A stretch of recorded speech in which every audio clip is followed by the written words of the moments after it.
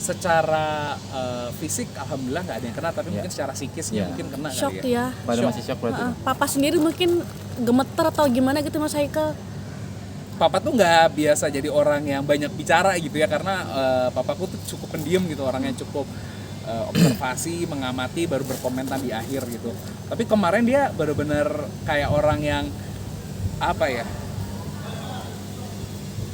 kayak nggak bisa banyak berkata gitu, agak-agak kayak sampai bingung gitu harus berkata-kata apa, karena benar-benar kejadiannya itu sangat cepat gitu. Kalau kepikiran ada orang, ada ponakan yang umur 1 tahun itu mungkin ceritanya udah beda cerita sih.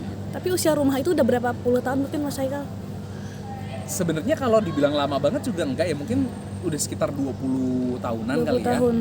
Cuman memang itu rumahnya konsep rumah berkembang. Jadi awalnya memang areanya nggak begitu terlalu luas, tapi memang 2 lantai.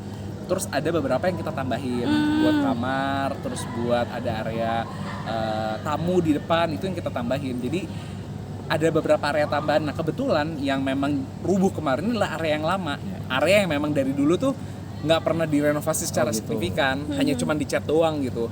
Bukan yang kalau yang baru dibangun baru kan berarti dikasih tembok baru, abis itu dikasih ditambah-tambahin gitu. di beton baru, terus ini baru.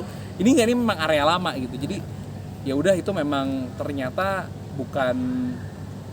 bukan keputusan yang tepat ya kalau misalnya menunda ketika misalnya kita lihat baik-baik aja, tapi sebenarnya cuma kelihatan di ujung doang, itu kayaknya sih ada rayap deh. Cuman memang kita pikir oh udah cukup disuntik, cukup dikasih obat ntar juga hilang. Ternyata tidak, saudara-saudara.